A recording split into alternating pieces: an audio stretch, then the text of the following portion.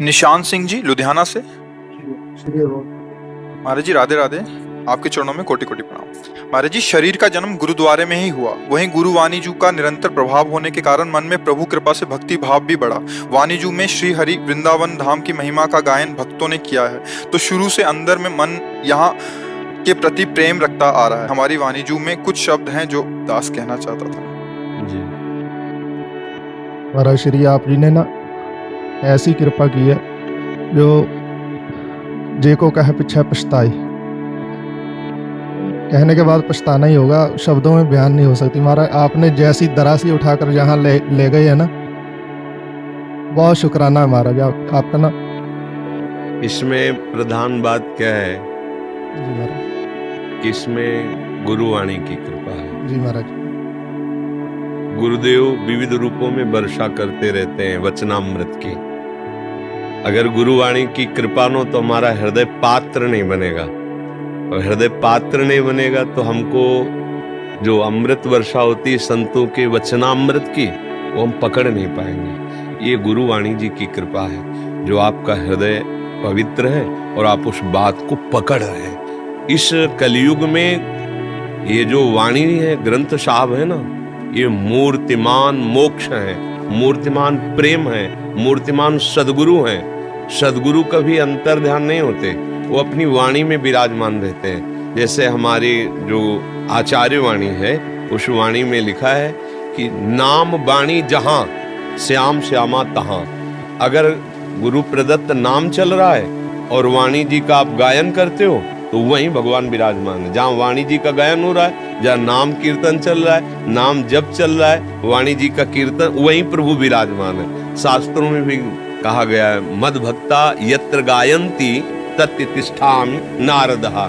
जहाँ मेरे भक्त गायन करते वहां मैं विराजमान रहता हूँ। वाणी जी का जब गायन करो तो भाव करो कि साक्षात सदगुरुदेव विराजमान है, साक्षात भगवान है। ग्रंथ साहब वाणी जी साक्षात भगवान है, तो आप उसका प्रभाव क्या पड़ेगा? सीधे आपके हृदय में वो वाणी जी अपना प्रभाव करेंगे। और वाणी जी का प्रभाव ये है कि जहां सदगुरु ले जाना चाहता वहां पहुंच जाओगे। ये यात्रा पैरों से नहीं होती, ये मन से यात्रा होती है। मन अभी अधोगामी है, फिर मन ऊर्ध्वगामी हो जाता है। गुरुवाणी की कृपा से मन ऊर्ध्वगामी हो, जो ऊर्ध्वगामी हो गया फिर उसकी फतेह ही फतेह है। अर्थात जब आपने वाहे गुरु की वैभव, क्या वाणी, गुरु वाणी को हृदय में विराजमान किया तो गुरु विराजमान हो गए और गुरु ने फतेह दिला दी। क्या? काम क्रोध लोभ मोह मद मत्सर माया प्रपंच सबका नाश कर दिया। अब गुरु की फतेह, जो गुरु का वो फतेह स्थान, फतेह मतलब विजयी, सर्व विजयी। अब उसे कोई भी विकार परास्त नहीं कर सकता। तो ये कृपा आपके ऊपर गुरुवाणी जी के, सदगुरु की है, महापुरुषों का दुलार है। जब आप कह रहे हो हमारा गुरुद्वारे में प्रादुर्भाव हुआ, तो मतलब गुरु की गोद में जन्मे।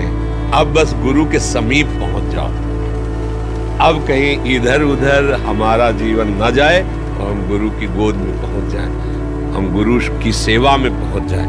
यही खास बात है जीवन का लाभ। जी हमारे मत में ना जैसे राधा नाम की महिमा वाहे गुरु जी कहते हैं, वाहे आश्चर्य है ना, और उसका जो स्वरूप वर्णन किया महाराज वो ऐसा है, कमल नैन मधुर बैन ओट सैन संग सोभ कहत माँ जसोद जिसै दही भात खाहि जियो देख रूप अत अनूप मोह महा मग भई किंकनी शब्द जनतकार खेल पाहे जियो काल कलम हुक्म हाथ कहो कौन मेट सकै ईस बम ज्ञान ध्यान धरत ही है चाहे जियो सत्य साच श्री निवास आद पुरख सदा तू ही वाहिगुरु वाहिगुरु वाहिगुरु वाहे जियो। ये है हमारा वाहिगुरु नाम का जो स्वरूप है हमारा, जो उच्चारण हुआ। और कबीर साहब का महाराज वचन आता है, मैंने आपके प्रसंग में ना एक बात सुना था, मेरे मन में संशय हो गया था महाराज। आपने कोई प्रसंग सुनाया था कि किसी महात्मा ने कबीर साहब के प्रति संशय कर लिया था कि वो निराकार के उपासक हैं शायद, तो उनकी अंदर की वो वहीं रुक गए थे, है ना। तो कबीर साहब का आशीर्वाद प्राप्त होने के बाद ही वो आगे बढ़े थे। पर वाणी जी में महाराज कबीर साहब ने वृंदावन की बहुत महिमा की है। वृंदावन मन हरण मनोहर कृष्ण चरावत गाँव रे जाका ठाकर तू ही सारंग दर मोहि कबीरा नाऊ रे। नामदेव जी महाराज धन्य धन्य तू माता देव की जेह ग्रह रमैया कमलापति दन दन बन खंड बिंद्रावना जह खिलै श्री नारायणा बेन बजावे गोधन चर नामे का स्वामी। जी जी। देखो क्या होता है कि जैसे अब जैसे आप हमारे पास आए तो प्रगट में ये बात आएगी कि ये भक्त है, प्रगट में आएगा ना कि ये भक्त है, तो ये किसके भक्त है बोला जाएगा, ये कृष्ण जी के भक्त है, राधा जी के भक्त है। अब कोई कह दे राधा जी के भक्त है, कृष्ण जी के भक्त है, तो ज्ञान क्या जाने, ये ज्ञान क्या जाने, बस अपराध बन जाएगा।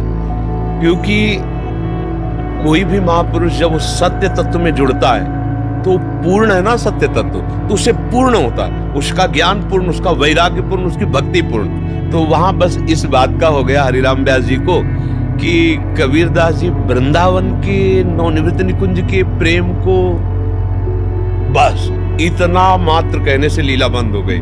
ये बात हम लोग बाहर से नहीं समझ सकते, इसीलिए त्रुटि हो जाती है। तो वहां महापुरुषों ने करके दिखाया कि किसी भी संत, किसी भी भगवत मार्ग के पथिक को आप ऐसा नहीं कह सकते कि ये नहीं जान पाएगा। नहीं, वो जब प्रभु से जुड़ा तो सब जान जाएगा, क्योंकि प्रभु पूर्ण है, गुरु पूर्ण है, और जब वो जनाना चाहते हैं तो सम्यक रूप से सब जना देते हैं।